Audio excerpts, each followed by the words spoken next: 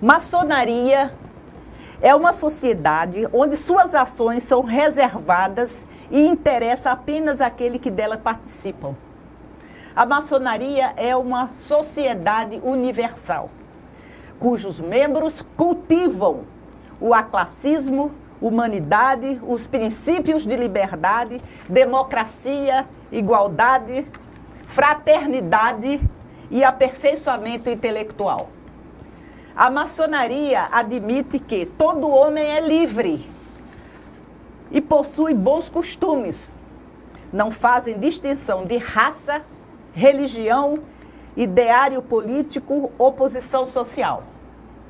Suas únicas exigências são que o candidato possua um espírito filantrópico e de buscar sempre a perfeição. Para ser membro da maçonaria, não basta a autoproclamação, ou seja, não basta dizer eu sou maçom.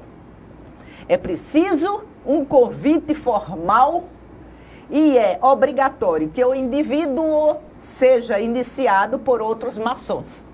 Além disso, para se manter na ordem dos maçons, é necessário cumprir uma série de obrigações esotéricas ou simbólicas. O maçom também deve estar integrado em uma loja. O termo maçonaria é de origem francesa e significa construção. O termo maçom, portanto, é a versão em português do francês. Maçonaria, por extensão, significa associação de pedreiros. Existe muito mistério em torno da maçonaria, inclusive a crença de que é uma ordem secreta, o que gera muita curiosidade sobre o que acontece lá dentro, não é? Caros telespectadores, caríssimos internautas, nosso assunto hoje é maçonaria. Estamos aqui com um maçom que eu acho que é o maçom mais conhecido do estado de Alagoas e muito conhecido no Brasil. É um prazer tê-lo aqui conosco, Porfírio Rodrigues Câmara. A maçonaria é discreta ou é secreta? Cláudia de Bulhões,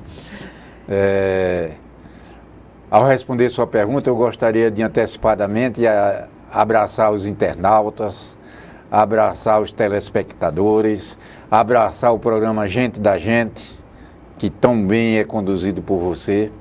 E fazendo isso, eu gostaria de lhe dizer que maçonaria não é secreta. Maçonaria é uma entidade discreta. Ela não é secreta porque ela é registrada em cartório. Ela tem acesso, qualquer pessoa pode ter acesso às suas constituições, aos seus estatutos, e por conseguinte ela deixa de ser secreta. Porfírio, é um prazer tê-lo aqui, até dada a nossa amizade pessoal, e por eu também já ter recebido esta comenda da maçonaria, que eu lhe agradeço também, e lhe agradeço ao Cremildo e ao Eni, o soberano grande comendador, que uma comenda que eu ganhei da maçonaria por serviços prestados à maçonaria. Antes de qualquer coisa, eu sou muito irreverente, eu sou muito espontânea. Você sabe que eu estou escrevendo um livro sobre maçonaria?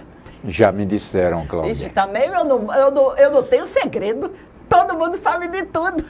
Mas isso é uma coisa normalíssima, porque a instituição ela está aberta à sociedade e, por conseguinte, aberta também ao lado feminino, que tanto é contestado dentro da maçonaria, dizendo que o lado feminino não existe na maçonaria, e ele existe. A prova disso é você. Mas eu sou um braço da maçonaria, eu não sou da maçonaria. Mas não, isso não é a questão. Eu fico assim admirada como uma pessoa fica numa associação, como a maçonaria é uma associação. Uhum. Quantos anos você é maçom? Eu estou me aproximando dos 40 anos de iniciado na instituição. Muito embora, aos 7 anos de idade, Meu pai, que era maçom, nós já, na família é a 4ª geração, né? Ele me batizou na maçonaria. Naquela época, muitos chamam de batismo, mas na realidade é uma adoção. É a adoção de Lautons, né? Olha. Que é pequenos lobos, né? E aos 7 anos nós fomos, ingressamos na instituição através dessa adoção.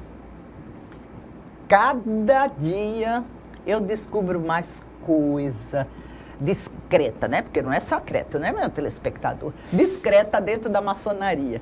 Batismo por adoção, ou seja, você passou a ser filho da maçonaria. Exatamente. Muito lindo, eu acho essas coisas maravilhosas. Agora, você já falou seu pai, mas de qualquer maneira, como você entrou na maçonaria? Porque você foi por adoção, mas depois... Como iniciado, né? Aconteceu no início da década de 80, quando nós adquirimos a independência familiar, já éramos casados, e meu pai achou que estava na hora de nós ingressarmos numa instituição para tentar dar andamento e prosseguimento à nossa formação cultural e social. Você tinha 18 anos? Não, quando eu ingressei definitivamente eu estava com 27. 27. Você vai nos informar de tudo, porque você é uma pessoa que está há 40 anos na maçonaria, né? Por que o nome maçom quer dizer pedreiro ou arte de pedreiro? É fácil. Essa foi ótima, essa foi fácil. É porque até hoje, a gente estudando a instituição maçônica, ela se perde no tempo. Alguns falam na época de Salomão, outros já vão à época dos egípcios, mais antigos ainda, mas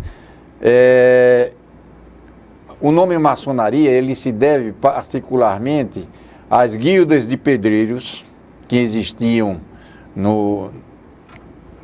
naquela época, que eram os encarregados das construções dos grandes templos, das grandes igrejas, dos grandes monumentos da época. E as pessoas, para participar dessas guildas, elas tinham que ter uma associação. E as guildas não eram outra coisa que senão uma associação de pedreiros, de carpinteiros, né, que se encarregavam dessas construções. E eles tinham as suas normas, que foram algumas delas copiadas até hoje pela maçonaria.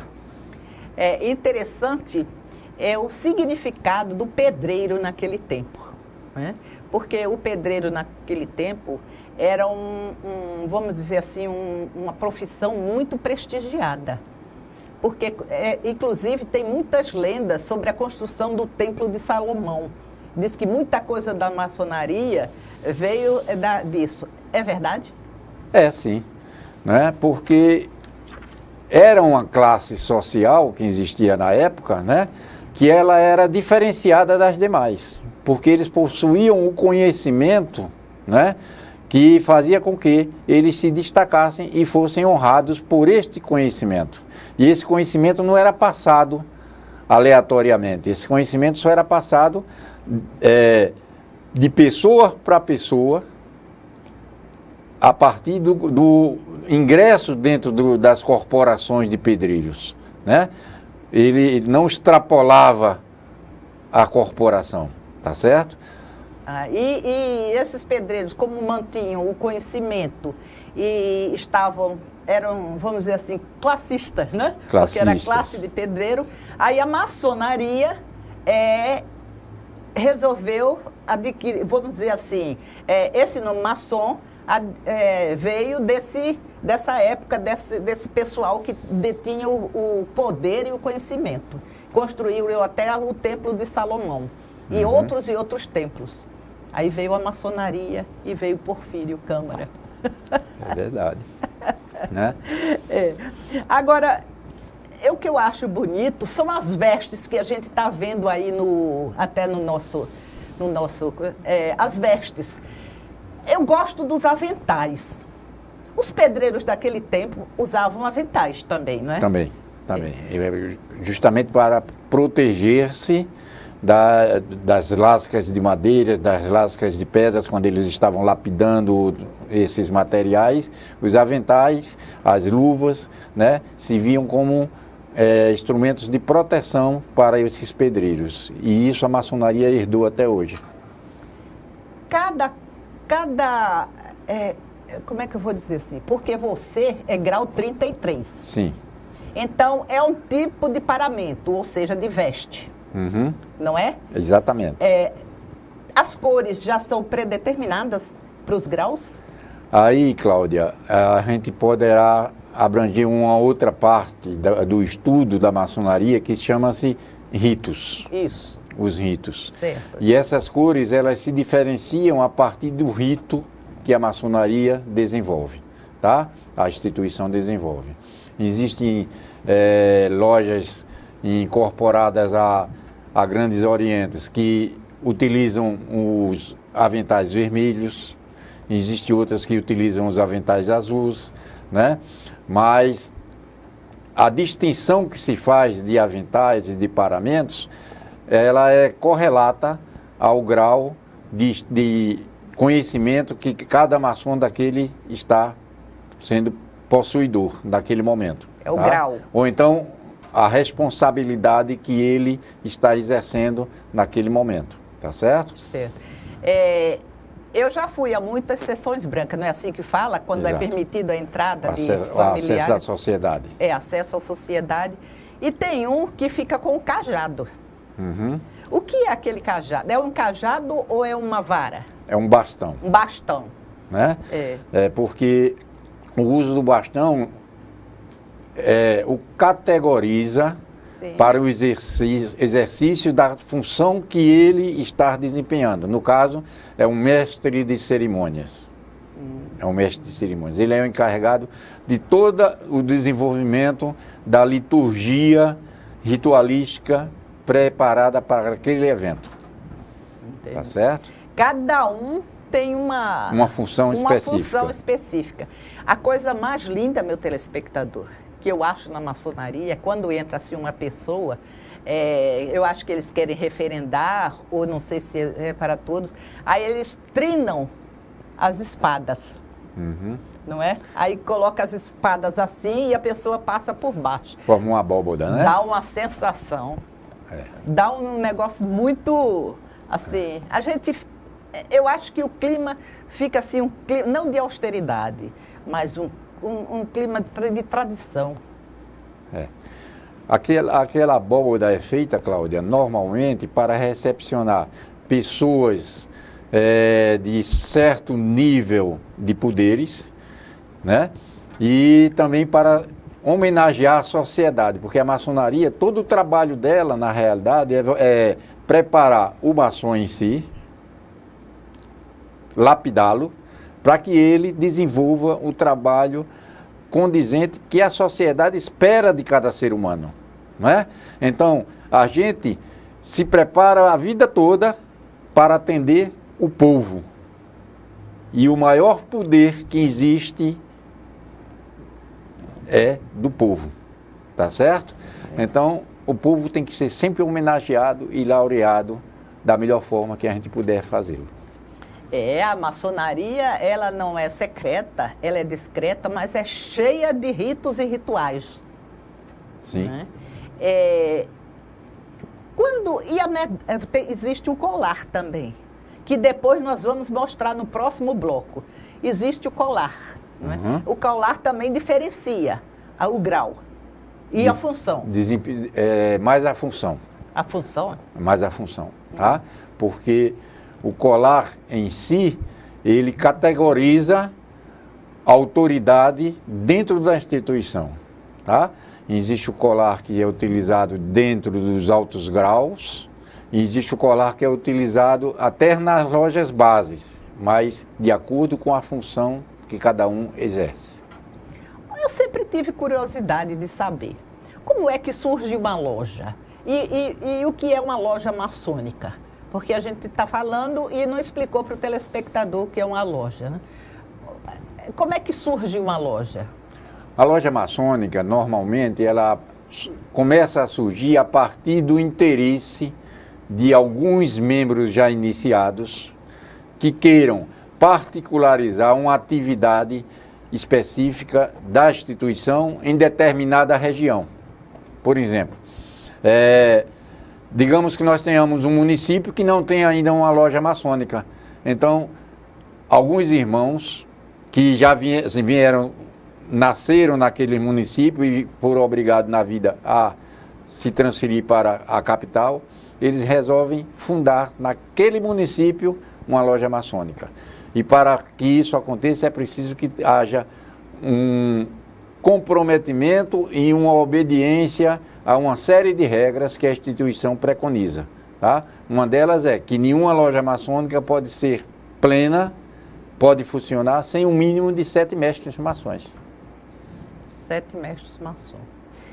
Nós vamos para o nosso intervalo e voltamos daqui a pouco, porque nós vamos conversar mais sobre maçonaria.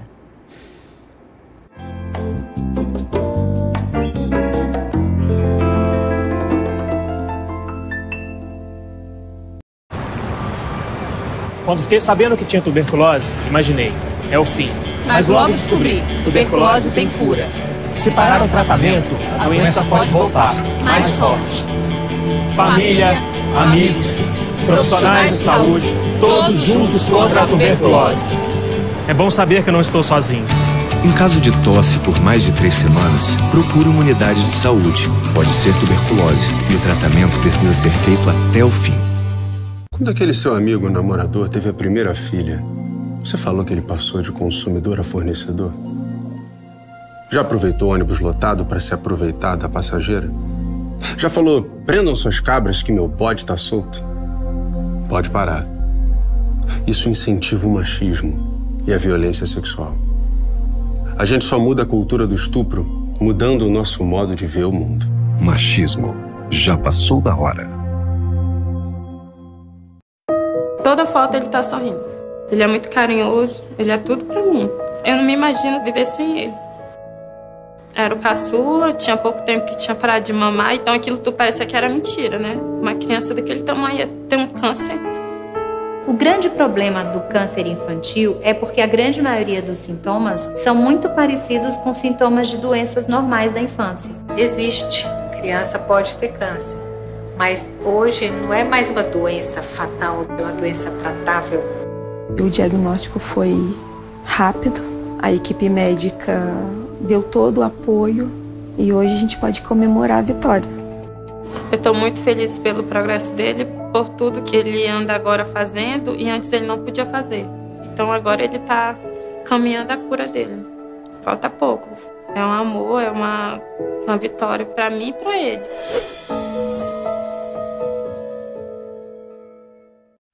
Quem doa sangue, doa esperança.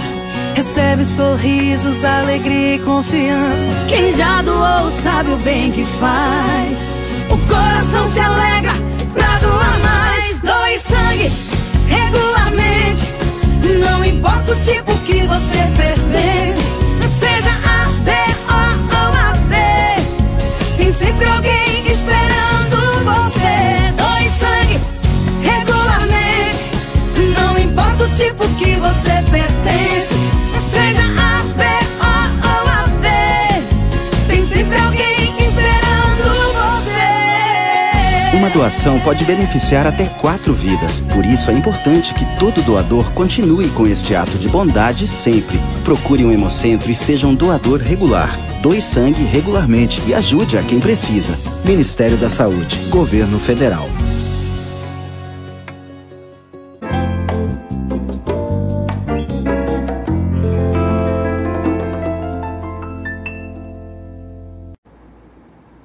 Meu caro telespectador, meu caro internauta, o assunto é maçonaria.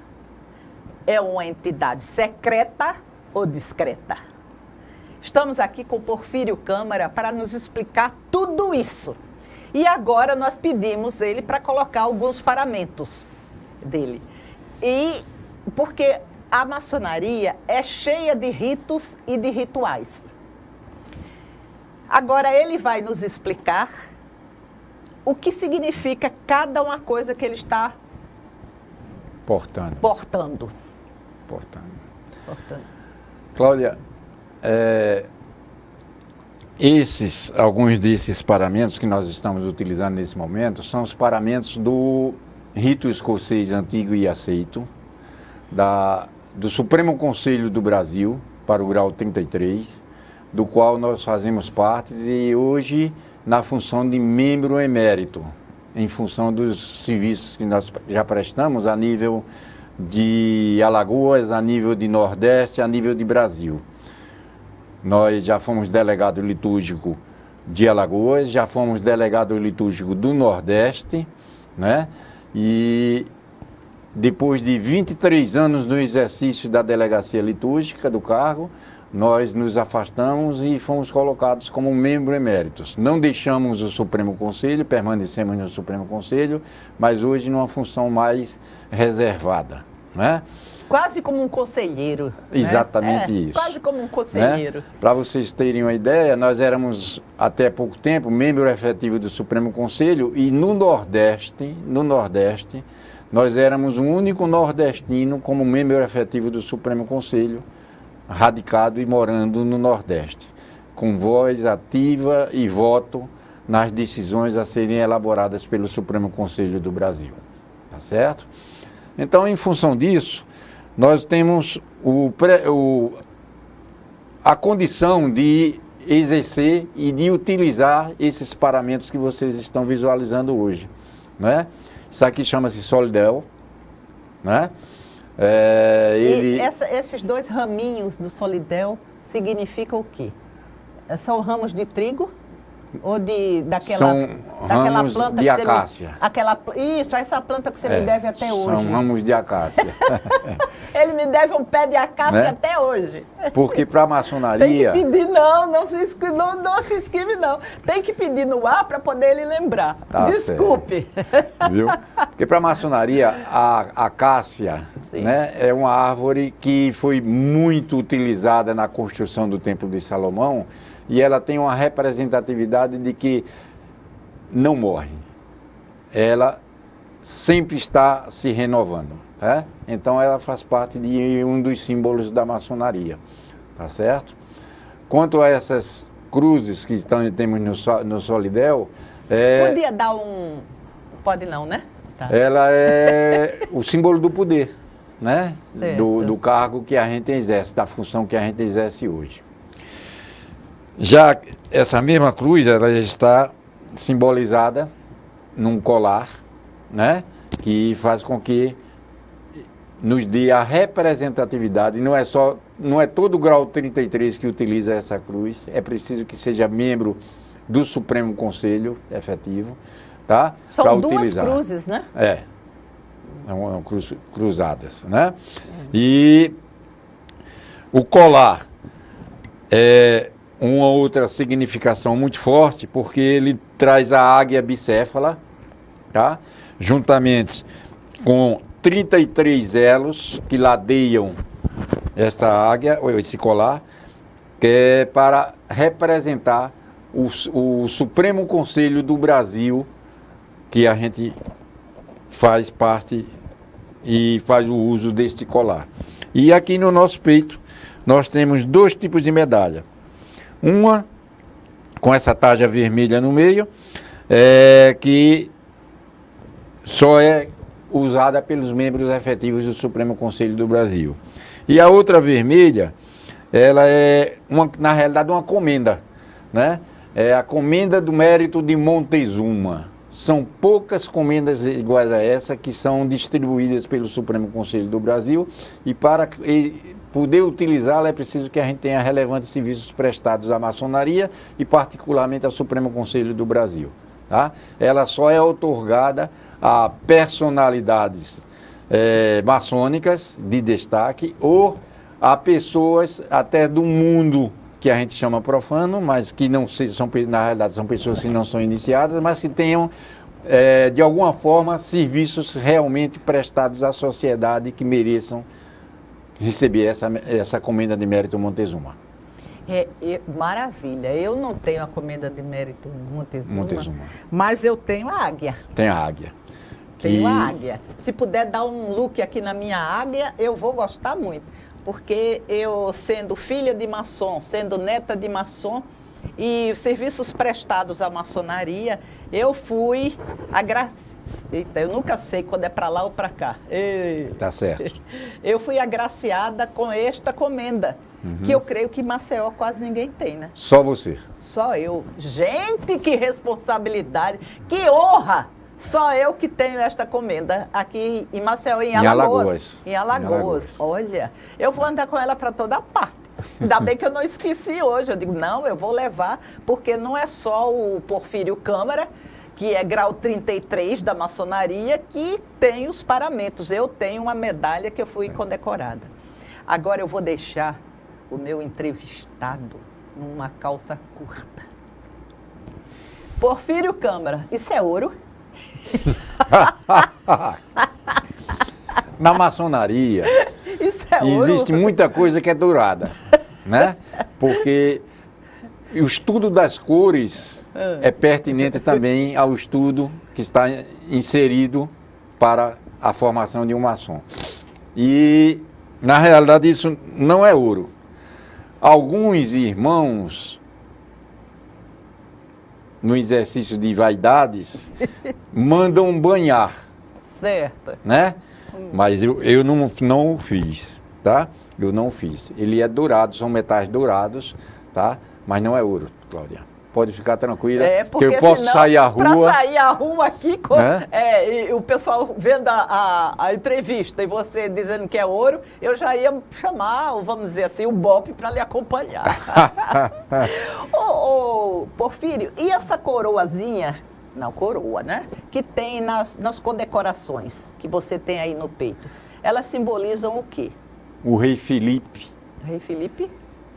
O Belo, que foi rei da França, né? Mas também ela representa Frederico II, rei da Prússia. Muito mais Frederico II, rei da Prússia, né? Porque foi ele que outorgou a criação dos Supremos Conselhos no ano de 1786, na Alemanha, e posteriormente foi transferido para os Estados Unidos, na Carolina do Norte, onde existe o Supremo Conselho número 1 do mundo. Olha. É nos Estados Unidos.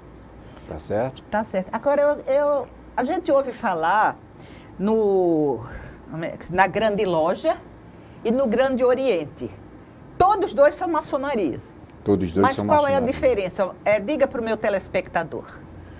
O Grande Oriente do Brasil é uma confederação de lojas maçônicas, que é gerida através do poder central, que se encontra localizado em Brasília, tá? É uma forma de gerir e de administrar a instituição maçônica. Dentro do Grande Oriente do Brasil existem os 3 poderes: legislativo, executivo e judiciário, tá? E isso pertinente a cada região, em cada estado tem os poderes, e no poder central existe esses mesmos poderes. A soberana Assembleia Federal Legislativa Maçônica, no caso de Alagoas, a poderosa Assembleia Estadual Legislativa Maçônica, com os seus tribunais e seu poder executivo. Mas na Grande Loja? Na Grande Loja é diferente. A Grande Loja é uma federação maçônica. Certo. Não é uma confederação. Cada estado é autônomo e independente dentro das suas limitações de estado. Tá certo? Tá. Todos dois são maçonarias, mas a forma de gerir administrativamente o Grande Oriente e a Grande Loja é exatamente essa distinção de distribuição de poderes. Entendi. Porque o Grande Oriente, vê se eu entendi, o Grande Oriente, ele não é só estadual. Não. Ele é nacional e internacional. A Grande Loja é uma entidade estadual gerida pelo chefe estadual. Exatamente. Olha, entendi, viu, meu telespectador? Estou ficando entendendo de maçonaria que não está fácil. Agora, o seguinte, na maçonaria, tem ritos de entrada. Uhum. Você pode nos falar ou está dentro da discreção? Não, os ritos de entrada, eles variam de acordo, por exemplo, a maçonaria é uma das poucas instituições que existe no mundo que para você ingressar na instituição, você passa pelo processo de iniciação. Esse é um rito de entrada. Esse processo de iniciação, ele é repleto de simbologia, onde as pessoas que adentram a instituição, elas costumam vivenciar simbolicamente a morte para renascer dentro da instituição, né? É como se a gente pudesse fazer uma correlação da Igreja Católica. O batismo faz com que aquela criança ou adulto que seja batizada, ela ingressa na instituição católica, na Igreja Católica Apostólica Romana, né? Já na maçonaria, o ingresso se dá através de um processo iniciático, onde ele morre das suas atribuições lá para o mundo exterior e renasce dentro da instituição, vendo uma luz diferente de tudo aquilo que ele já tinha visto até aquele momento. Porfírio, eu sou muito curiosa. Eu amo a história da maçonaria. Agora, todo mundo acha que a maçonaria tem coisa com isso, tem coisa com aquilo. Agora, o detalhe, para ser maçom não pode ser ateu? Não. Meu telespectador, a gente às vezes fica assim, pensando que a maçonaria é uma coisa diabólica, que não acredita em Deus, não tem Deus. Não pode ser ateu. Não. Na maçonaria, nós não fazemos qualquer tipo de reunião sem que não seja obedecido o que eu chamo de livro da moral, mas alguns utilizam a Bíblia, mas ela é utilizada, correlata com a religião que cada um pratica. Porque, na realidade, na maçonaria nós temos um ecumenismo. Você pode ser católico, você pode ser espírita, você pode ser evangélico, você pode ser judeu, você pode ser mórmon, seja o que for. Agora, na hora de prestar os seus compromissos, você presta em cima do livro da moral da qual você defende, da sua religiosidade, né? Entendi. Então a maçonaria tem que ter o Alcorão, tem que ter a Bíblia, tem que ter todos os livros das religiões. Se tiver maçom pertencente a qualquer dessas religiões, ela obrigatoriamente tem que ter o livro correlato à religião do seu obreiro. Gente, há muita coisa para a gente conversar, mas ainda temos outros blocos que nós vamos conversar e trazer mais informações.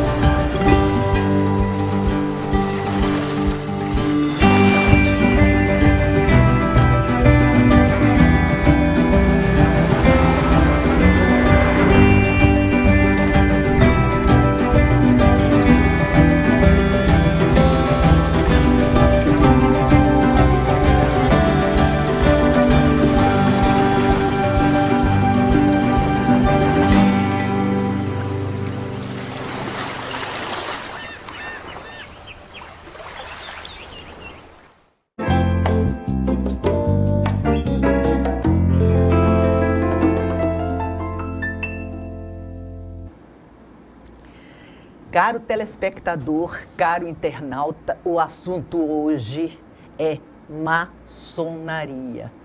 E tivemos agora a grata surpresa de informar vocês também que na maçonaria não pode entrar ateu.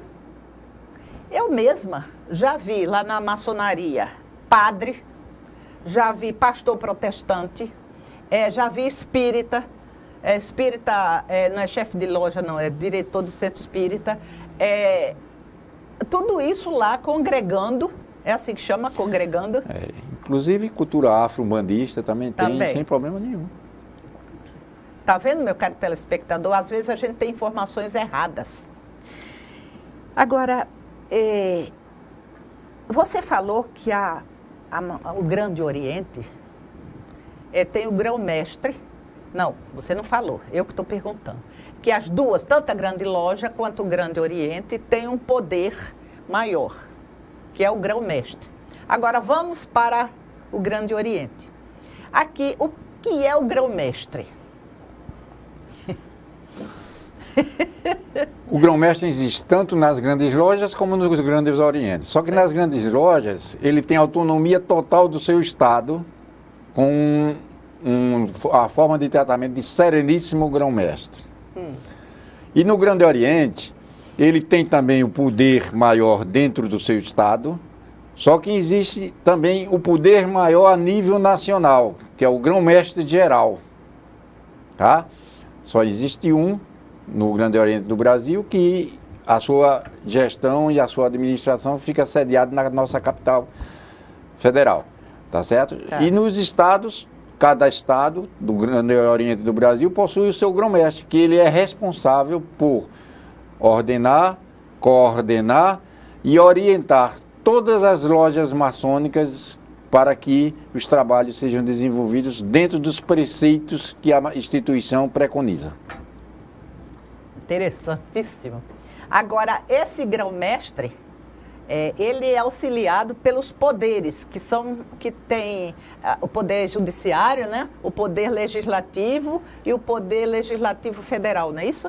A nível de estado, ele tem o seu Conselho Estadual da Ordem, sim, tem o Tribunal de Justiça Estadual e tem a Assembleia Legislativa Estadual, tá?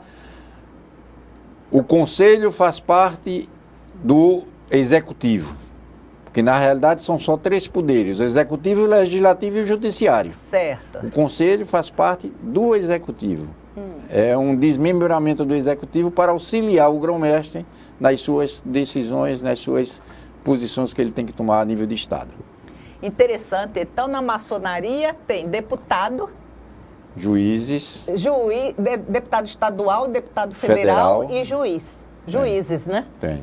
Porque, só para dar uma informação aqui, tem coisas da maçonaria que são resolvidas pelos juízes, não é isso? Exatamente. Da maçonaria. Justiça, questão de justiça. Questão de justiça. Muito interessante. É uma organização, né? Agora, quem é o grão-mestre atual? Não é o Derli? Derli Clisma. E o mandato dele vai até quando? O mandato dele se conclui em 2019. Né? Quantos anos leva de um mandato? São 5 anos sem direito à reeleição. 5 anos sem direito à reeleição. Ele só pode tirar um mandato. Tá? E ele conclui esse mandato em 2019. Tanto é que em março do próximo ano haverá eleições para se eleger, a comunidade maçônica irá eleger o sucessor do Derli Clisma. Isso. Eu acho interessante porque nós estamos aí na nossa tela, nós estamos conversando e estamos com fotos e passagens da maçonaria, para que as pessoas interajam mais, não só na nossa voz, mas também com imagens. Olha aqui, quanto avental diferente, olha lá. Tá vendo? Quanto avental diferente. Como se procede a eleição? Quem que pode ser? Quem que pode? Olha, vocês vão ver aonde eu estou querendo chegar, que eu não falei com ele. A eleição, existe uma capacidade dentro do corpo de maçons mínima para ser alçado à condição de eleitor ou elegível. Tá? Por exemplo, para você ser candidato ao grão-mestrado, você tem que ter no mínimo o grau 3 de mestre maçom, tá? E tem que ter um número expressivo de anos de ingresso na instituição. Como também ser avaliado pelo colegiado de irmãos, se ele possui os conhecimentos e os seus projetos irão atender aquela comunidade no todo, ou até mesmo em parte, tá certo? Agora, para ser eleitor, você tem que ser, no mínimo, mestre maçom. Possui o grau 3 e está ativo e regular com a instituição e particularmente com a sua loja, que é a célula que irá se encarregar de referendar o grão-mestre. Mestre é a partir do grau 3. 3. Ah, entendi. Porque eu quero saber. Grau 1 é tudo, aprendiz, tudo. Grau 2 é companheiro e grau 3 é mestre. É mestre. Agora, nós estamos falando, estamos dando esse rodeio todo para chegar e colocar novamente você numa calça curta. Você nos desculpe, mas eu soube, a boca miúda, que você é candidato a grão-mestre de Alagoas. É verdade? É verdade, Cláudia. É verdade. Ele ficou parado. Aí você... O que é que você acha? Por que você acha que é um bom pedreiro? Porque o maçom é um pedreiro. E o pedreiro é que vem daquelas organizações, e associações. Então o maçom é um pedreiro. Certo? Certo. Então, por que você acha que é um bom pedreiro a ponto de se candidatar? Não disse que era uma calça curta. A ponto de se candidatar a grão-mestre do Grande Oriente, não é isso? É, exatamente. Para o estado de Alagoas. Você desculpe, mas eu tinha que dar essa volta toda para poder lhe pegar. Porque se eu lhe convidasse como candidato, você não viria. Aí eu tive que lhe enrolar para poder trazer você como candidato a grão-mestre, que é muito importante que os nossos cunhados, né, e que seus irmãos saibam cada dia mais como é você e quem é você. Cláudia, você falou em calça curta, mas na realidade a gente fica muito à vontade. E eu gostaria de aproveitar a oportunidade para dizer o porquê da gente ter chegado a essa decisão. Primeiramente porque existe um colegiado, um grupo de irmãos, particularmente os obreiros que há alguns anos caminham junto conosco, né? Na Delegacia Litúrgica, no Supremo Conselho do Brasil, que nós já deveríamos ter saído grão-mestre há tempos outros, não é? Eu já tinha ouvido falar isso há muito tempo. Mas nós sempre nos restringíamos porque nós tínhamos um trabalho que estava sendo desenvolvido dentro da Delegacia Litúrgica e no Supremo Conselho do Brasil.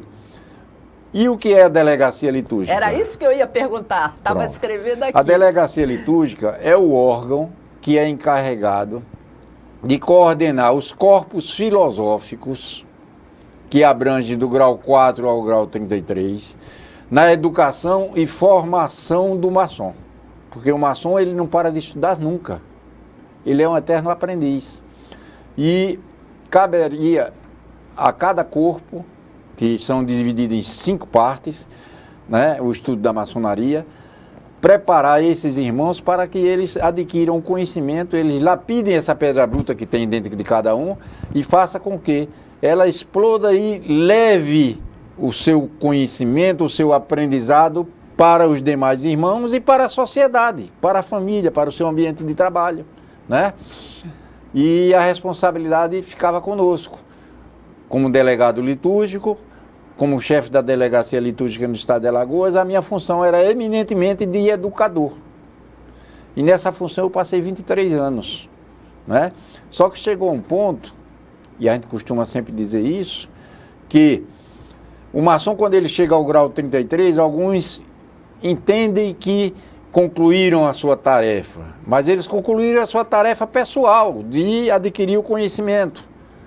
Mas, na realidade, a sua responsabilidade, ela amplia-se, porque ele é obrigado, hipoteticamente, ele é obrigado a voltar à base, às lojas simbólicas de grau 1, 2 e 3, para distribuir o conhecimento que ele adquiriu, ajudar os irmãos de graus menores para que eles um dia possam chegar também ao grau 33, tá certo?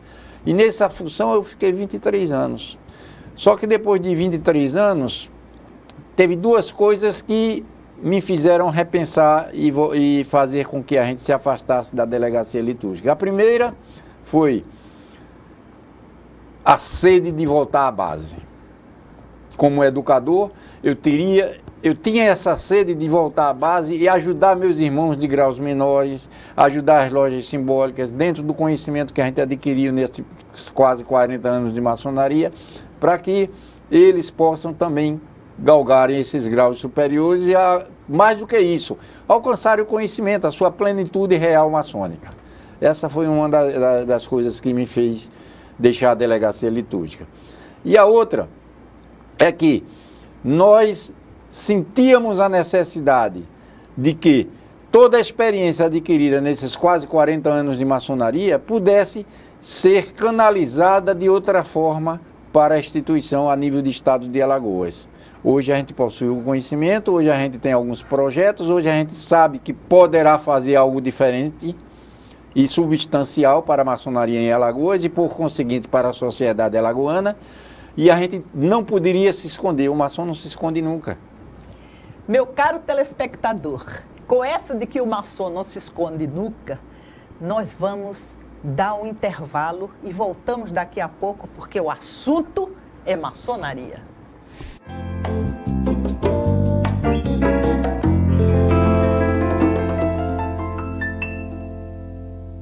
Você acredita que o meu filho hoje não anda porque ele foi picado por um mosquito que você não dá importância?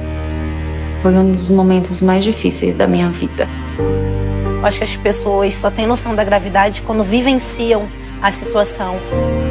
O perigo é para todos. O combate também.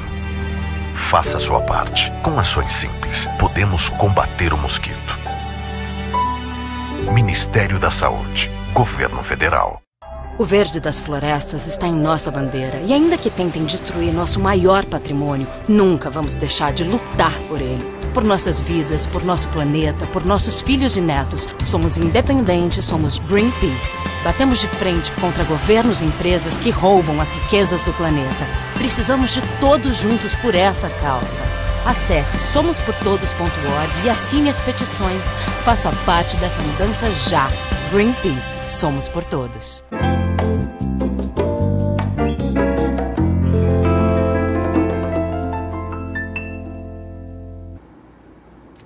Meu caro telespectador, meu caro internauta, o assunto de hoje é maçonaria com Porfírio Câmara. Mas antes eu vou oferecer a ele, nós do Grupo Cultural Gente da Gente, temos uma TV, temos uma rádio, temos um site, temos revista e temos o jornal Fanzine que vai sair agora. Essa foi a nossa primeira revista. Essa foi a nossa segunda revista.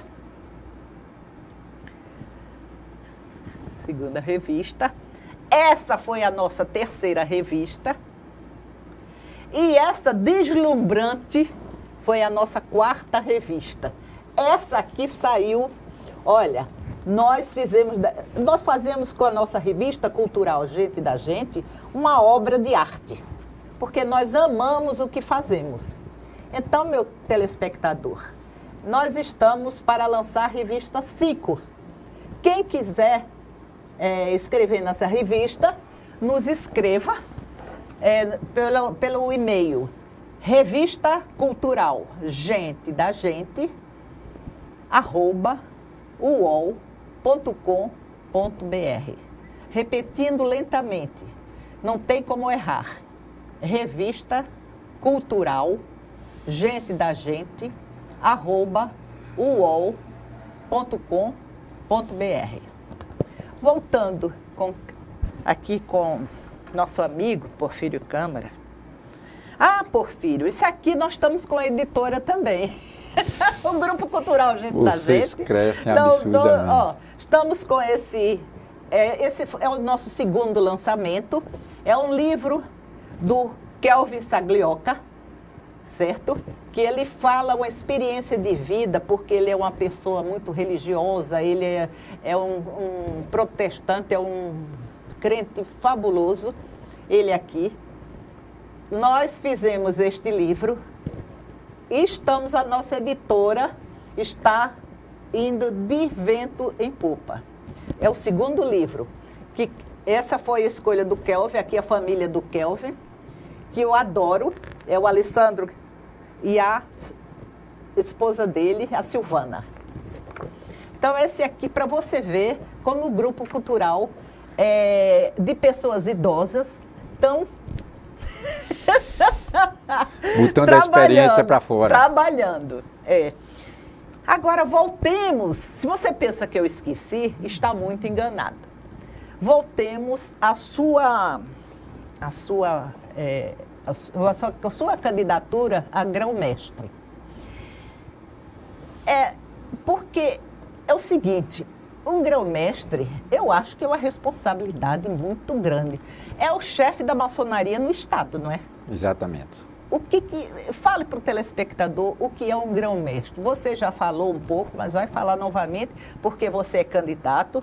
Os seus irmãos maçons estão assistindo o nosso programa e você vai explicar, porque eu acho que nem todo mundo sabe que tem o grão-mestre, que tem o grão-mestrado, mas ninguém sabe o que faz um grão-mestre. Ok, Cláudia. A maçonaria ela é dividida em classes distintas, né? De aculturamento, de aprendizado, de formação, de informação. E ninguém consegue construir uma casa sem ter um alicerce sólido e seguro. Exatamente. E o alicerce sólido e seguro na maçonaria são os 3 primeiros graus: aprendiz, companheiro e mestre. E para a manutenção e dar a certeza de que esse alicerce estará sempre coeso, sólido e firme, é que existe a figura de um grão-mestre.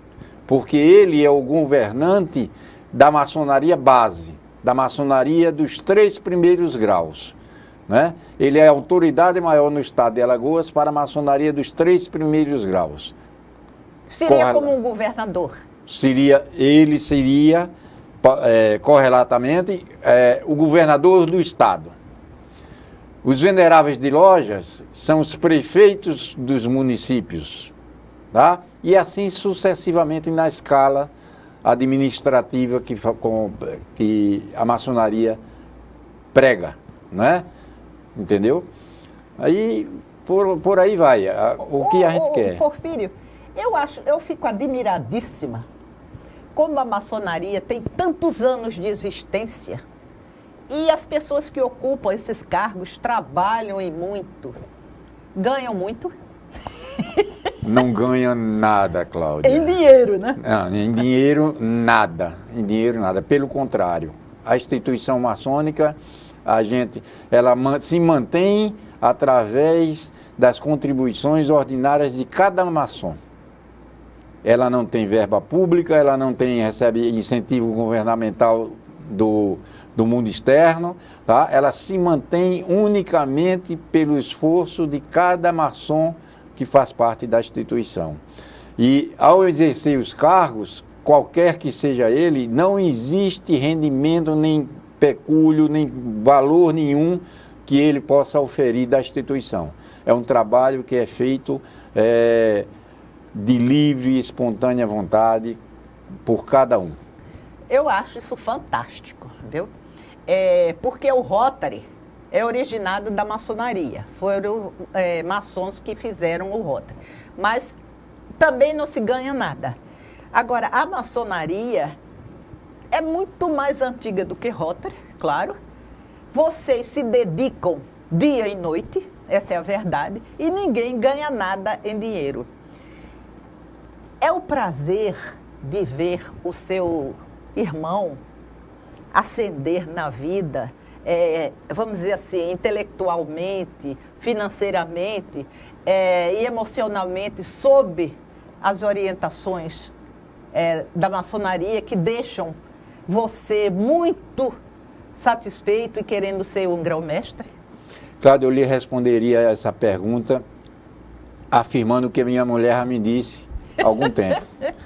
Porfírio, você mudou muito depois que ingressou na maçonaria.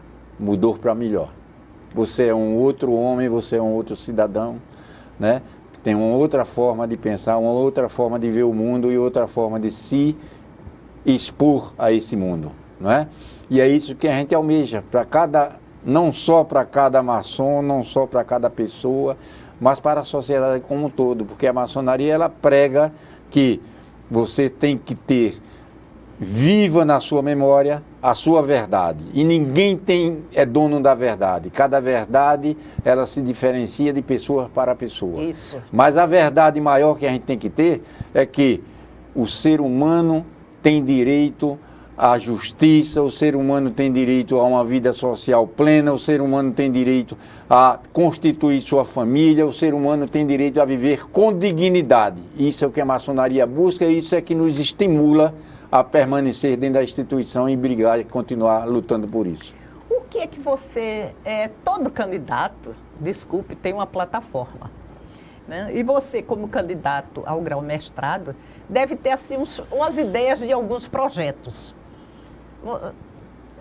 Nós poderíamos citar, Cláudia, nós estamos nos embasando, tem um bojo de ideias na cabeça, mas a gente está se embasando, primeiramente que não só as minhas ideias, não só as ideias do meu adjunto, que é o nosso prezadíssimo irmão Otávio Lessa de Geraldo Santos, que é conselheiro do Tribunal de Contas, né?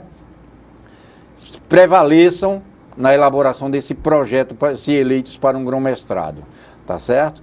Mas a gente está buscando que cada loja maçônica que a gente visite, que ela exteriorize e nos encaminhe 3 propostas que ela gostariam de ver. Que bonito! Tá? Que bom! Para, junto conosco, posteriormente, a gente conseguir realmente fazer um governo para todos e um governo de todos. Essa é a parte essencial da nossa caminhada. Tá?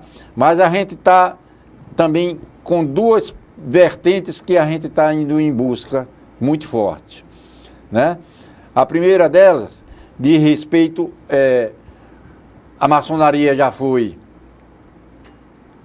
uma instituição operativa, que a gente se referiu no início, através das guildas de pedreiro. Posteriormente, ela passou a ser especulativa, quando alguns irmãos começaram a ingressar na instituição, irmãos esses que não eram operários, mas sim eram detentores do conhecimento intelectual, né? E isso já na época das monarquias, tá certo? E hoje a gente defende que a maçonaria tem que sair para um novo processo.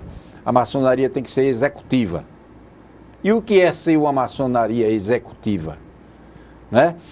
É a maçonaria sair mais, isso ela já o faz, vai sair mais de dentro das suas câmaras, de dentro dos seus templos, de dentro dos seus prédios e dividir com a sociedade e com as instituições que existem lá fora as responsabilidades na orientação e na condução desse povo, dessa sociedade. Nós estamos pretendendo que esse trabalho seja desenvolvido particularmente pelo nosso candidato grão-mestre adjunto, Otávio Lessa, certo, que a nível de estado de Alagoas é um homem que tem um nível de relacionamento muito grande. Muito grande. E o relacionamento e uma circulação, não é? Ele vai fazer um trabalho junto à esfera judiciária de cada município, junto à esfera legislativa de cada município, junto às instituições que já existem, porque, só para vocês terem ideia, a Academia Alagoana de Letras, já foi presidente dela, Carlos Moliterno, que era maçom. Você vai ter que voltar outra vez, porque o nosso tempo terminou e o assunto de hoje, eu agradeço a você, Porfírio Câmara, por dar essa aula de maçonaria. O agradecimento é todo nosso, Cláudia. A gente está à disposição do programa Gente da Gente, a gente está à disposição da TV Assembleia, a gente está aberto aos telespectadores, aos internautas, sempre que tiver alguma dúvida, podem nos procurar, a gente não se não foge da luta, como diz a história. É isso mesmo. Né? Agradeço muito a sua presença e até mais.